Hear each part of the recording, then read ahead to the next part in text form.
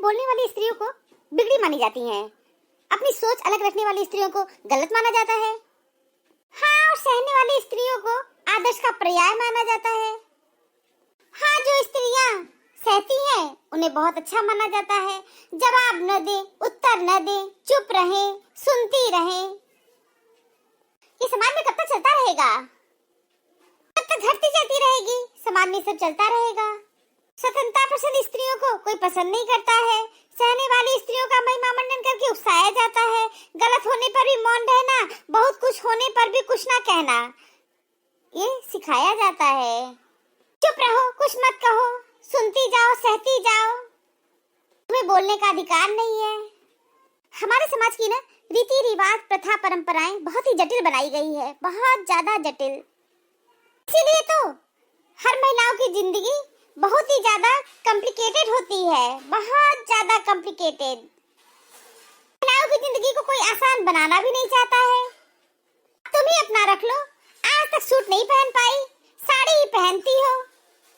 आज भी गांव में जो महिलाएं सूट पहनती हैं उनको अच्छा बिल्कुल नहीं माना जाता है, बेइज्जती होती है गांव वालों की। और जो महिलाएं साड़ी पहनती हैं उनमें इज्जत होता है।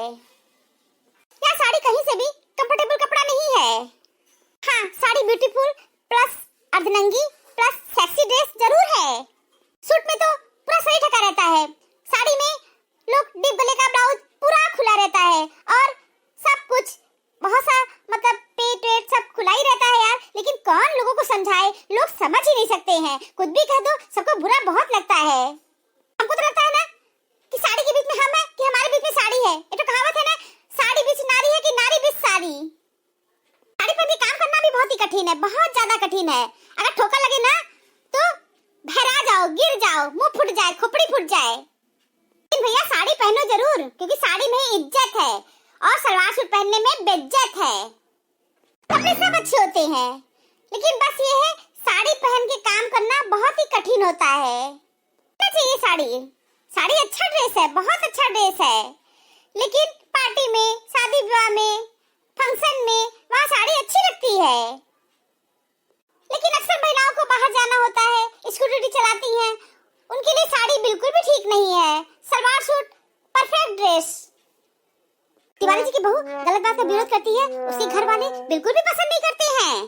बहुत अच्छी तरह पता है, उसके घर के लोग ही उसका खिल्ली उड़ाते हैं।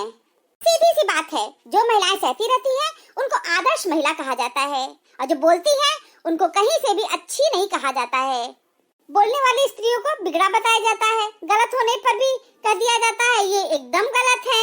और स्वतंत्रता पसंद स्त्रियों को तो कभी पसंद ही नहीं किया जाता है। सहने वाली स्त्रियों को बहुत अच्छा कहा जाता है। और गलत होने पर भी जो महिलाएं चुप रहती हैं, कुछ नहीं बोलती हैं, सहती जाती हैं, सुनती जाती हैं, उनको तो बहुत आदर्श महिला कहा जाता है। लेकिन एक बात है, बहुत कुछ गलत होने पर भी कुछ ना कहना, ये बस अपने ही अस्तित्व का गला घोटने की तैयारी है। बुलंद आवाजों को आज भी दबाने की कवायद अब भी जारी है। लोग का ना असभ्य समाज है, असभ्य समाज के असभ्य लोग हैं। महिलाओं का बुलंद आवाज हो हमारे घर में किसी को नहीं पसंद है। महिलाओं को शुरू से ही धीरे बोलो, चुप रहो, ज्यादा मत बोलो। लड़कों को कोई नहीं कहता है कि तुम चुप रहो, धीरे बोलो, ज्यादा मत बोलो, लेकिन सारा कुछ लड़कियों को ही संस्कार सिखाया जाता है।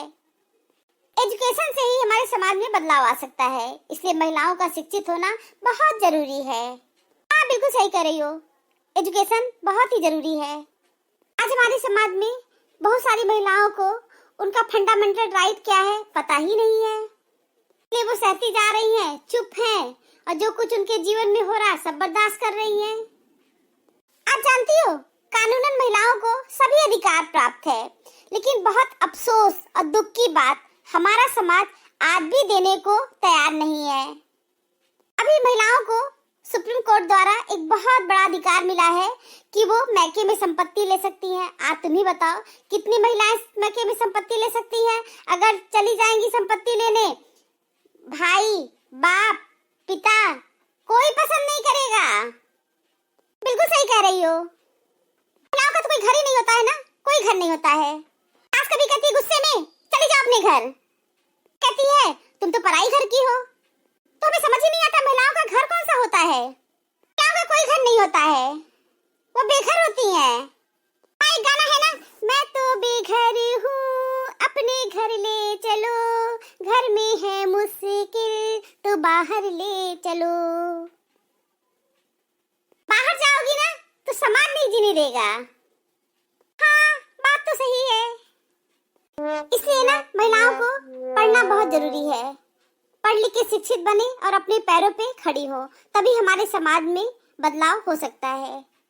क्या है ना, हम दूसरों को नहीं बदल सकते हैं, न सुधार सकते हैं, न अपने अनुसार बना सकते हैं। हम सिर्फ स्वयं को बदल सकते हैं। शिक्षा से ही सभ्य समाज का निर्माण होता है। बिल्कुल सही बात।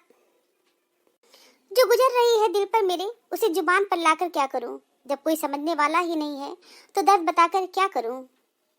सोच का ही फर्क होता है, वरना समस्याएं आपको कमजोर करने के लिए नहीं बल्कि मजबूत बनाने के लिए आती हैं।